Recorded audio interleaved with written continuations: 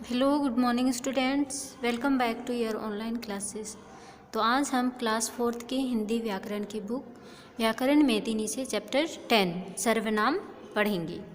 सर्वनाम पढ़ने से पहले आपने पढ़ा होगा संज्ञा।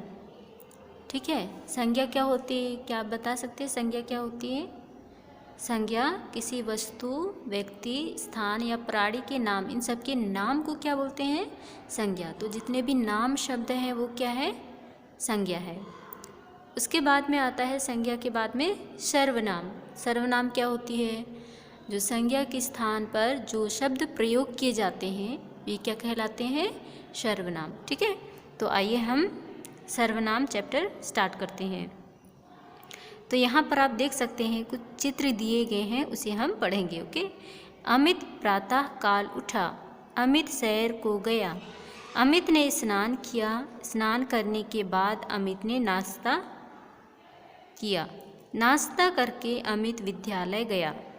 तो यहाँ पर आप देख सकते हैं, यहाँ पर ब्लू कलर में, ओके, नीले कलर में यहाँ पर आप देख सकते हैं अमित शब्द बार बार लिखा है, सभी जगह यहाँ पर अमित लिखा है। ठीक है, तो यहाँ पर क्या कर सकते हैं, ये अमित क्या है? ये संज्ञा है, नाम है। ठीक है, तो हम इस अमित, पहले वाले अमित को हम, ठीक है, अमित प्रातःकाल उठा, फिर हम जितने बार भी अमित लिखा है उसको रिप्लेस करके, उसको अमित की जगह पे हम क्या लिख सकते हैं?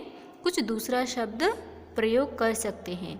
ठीक है, तो आइए हम उपरोक्त वाक्यों में हम पाते हैं कि अमित नामक नाम को बार बार दोहराया गया है। ये आपको बताया कि अमित शब्द बार बार लिखा गया। ठीक है, इस कारण वाक्य पढ़ने तथा सुनने में भी अच्छा नहीं लगता है। यदि बार बार अमित न लिख करके इस वाक्य इस प्रकार लिखा जाए, अगर इस वाक्य को इस प्रकार लिखा जाए तो कैसा होगा? तो आइए हम देखते हैं। अमित प्रातःकाल उठा, वह शहर को गया, उसने स्नान किया, स्नान करने के बाद उसने नाश्ता किया, नाश्ता करके वह विद्यालय चला गया। ओके, तो यहाँ पर हम अमित की जगह पे हम बार बार दूसरा शब्द यूज़ कर रहे हैं। ओके, जो बार बार अमित लिखा है उसकी जगह पे हम अन्य शब्द प्रयोग कर रहे हैं, तो वे क्या है? वे ही सर्वनाम हैं। ओके, अमित शब्द को बार बार दोहराने से बचने के लिए अमित के स्थान पर वह तथा उसने आदि शब्दों का प्रयोग किया है। ये क्या है? ये ही सर्वनाम है। वह, तो यहाँ पर क्या कह सकते हैं? तो यहाँ पर जितने भी शब्द अमित की जगह पर प्रयोग किए गए हैं, जैसे वह, उसने, ये सब क्या है?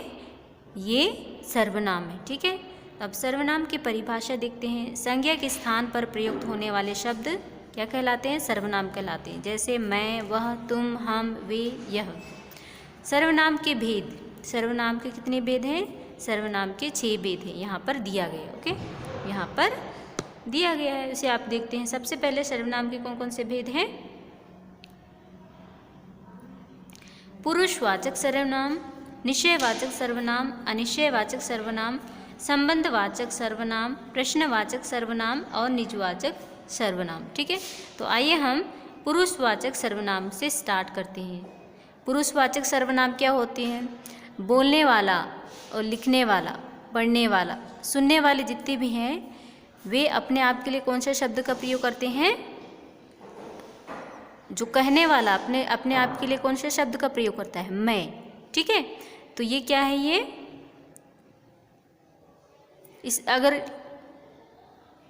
अगर एक वचन में कहेंगे, कहने वाला एक वचन में क्या कहेगा? मैं। ठीक है, और सुनने वाला तुम, और इसके अलावा कुछ दूसरा रहेगा, थर्ड पर्सन रहेगा, तो क्या होगा? वह।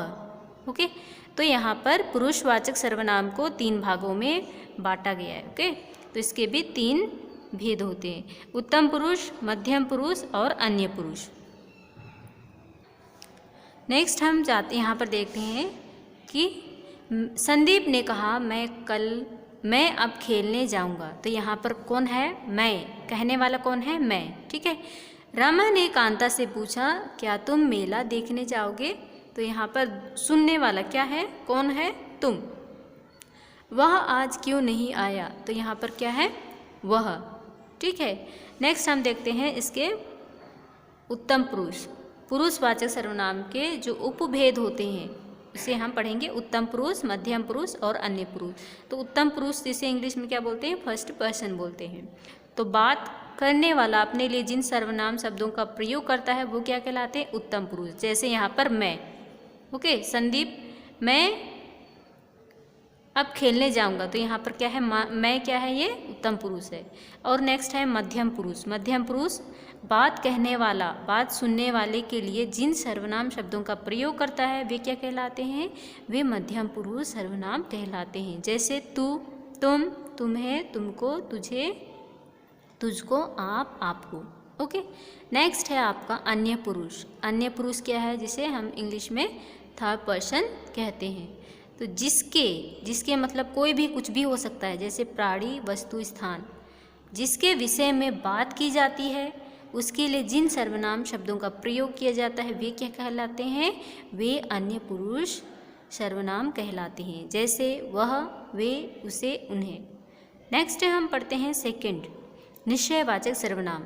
निश्चयवाचक सर्वनाम क्या होती हैं, जो सर्वनाम शब्द निकट या दूर की वस्तुओं या प्राणी की ओर संकेत करता है उन्हें क्या कहते हैं, निश्चयवाचक सर्वनाम। जैसे यह, वह, ये और वे। यहाँ पर उदाहरण देख सकते हैं, इस तस्वीर को देखो, यह कितनी सुंदर है। गुप्ता जी की दुकान यह नहीं वह है।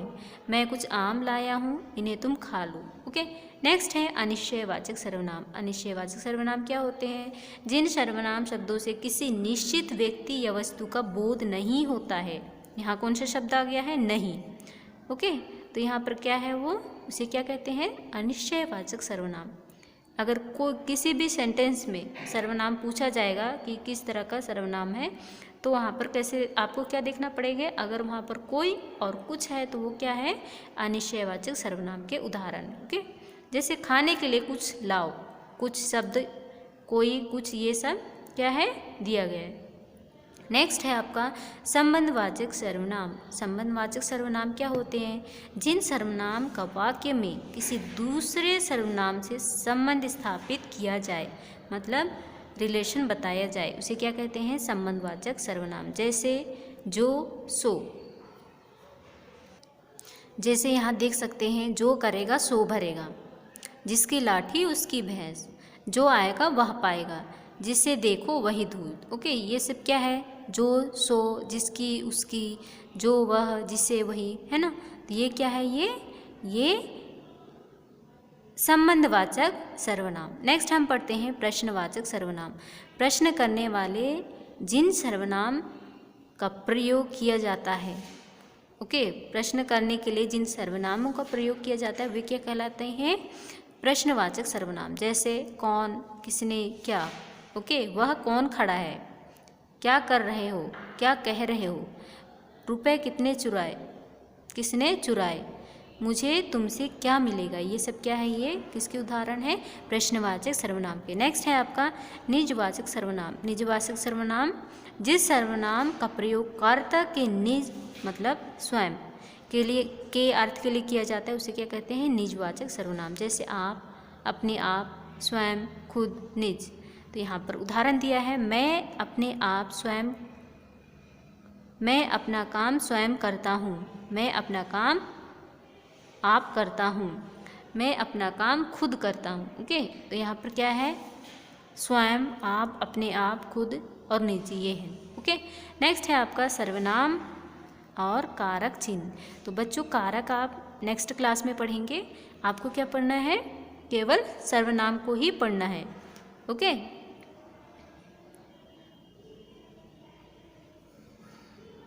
यहाँ पर दिया गया है उत्तम पुरुष, उत्तम पुरुषवाचक में मैं शब्द के रूप, तो ये आप बड़ी क्लास में पढ़ेंगे। ओके, नेक्स्ट है आपका मध्यम पुरुष वाचक तू शब्द के रूप। तू को किस तरीके से कारक में एक वचन और बहुवचन में तू शब्द को किस रूप में प्रयोग किया जाता है। ओके, तो ये आप नेक्स्ट क्लास में पढ़ेंगे।